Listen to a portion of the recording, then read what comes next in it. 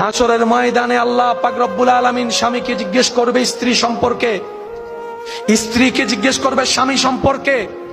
সেদিন স্বামীর পক্ষে স্ত্রীর ভালো রায়, স্ত্রীর পক্ষে স্বামীর একটা ভালো রায় সারা জীবনের গুনাহ মাফ করে জান্নাতের রাস্তা পর্যন্ত পৌঁছায় দিতে পারে।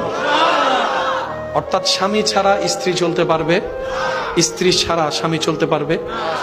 যারা বিবাহিত আছেন শ্রদ্ধার সাথে বলি, এক ছাদের নিচে থাকলে অনেক কিছুই হয়। সকালে যে ঝগড়া হয়েছে, রাতে দেখা হওয়ার সময় সে ঝগড়ার কথা মাথায়ও রাখবেন না, তাহলে জীবনটা সুন্দর চলবে, শয়তান আর সুযোগ পাবে, আল্লাহর রহমত আসতে থাকবে।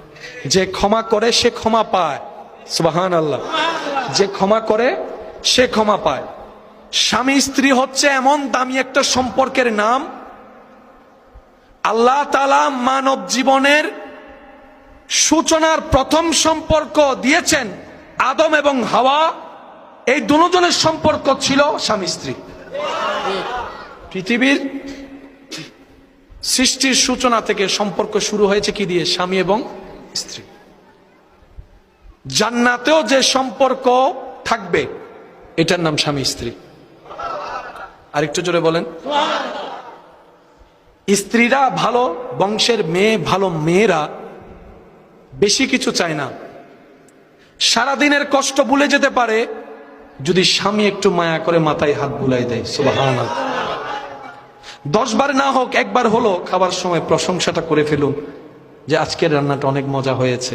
দেখবেন ওই একটা প্রশংসায় উনি গরমের মধ্যে আগুনের চুলার সামনে দাঁড়িয়ে রান্না করার কষ্টটাই ভুলে যাবে। মেয়েরা চায় একটু মায়া, একটু ভালোবাসা, একটু সম্মান। সংসার কি শান্তির হবে কি হবে না? করে দিবেন কে?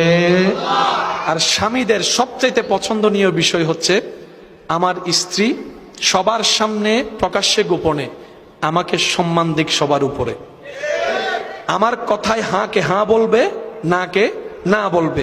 হ্যাঁ, আমি যদি কোনো একটা ভুল পরামর্শ দিয়ে থাকি আমাকে আলাদাভাবে বলুক, কিন্তু সবার সামনে এমন ভাবে প্রেজেন্ট করবে আমার স্বামী হাঁ বললে আমি হাঁ, আমার স্বামী না বললে না। পুরুষ মানুষ সম্মান শ্রদ্ধা পেলেই অন্তর খুশি হয়ে যায়। এই দুইটা জায়গায় যদি আমরা একটু কাজ করতে পারি, ডিভোর্সের হার দিন দিন, বলেন না, ডিভোর্সের হার দিন দিন। যদি আপনি বলেন আমি হারবো কেন, আমি কি তার থেকে কোনো অংশে কম? আমি বলবো ভাইয়া বোন, আপনারা তো প্রতিযোগিতার মাঠে নামেন নাই, আপনারা তো সংসারের জীবনে আছেন। আপনি তো প্রতিযোগিতায় থাকলে 2 জন থাকতো, একজন মেরে ফেললে আরেকজন জিতে যেত, খেলা শেষ। কিন্তু এই খেলা শেষ নাই।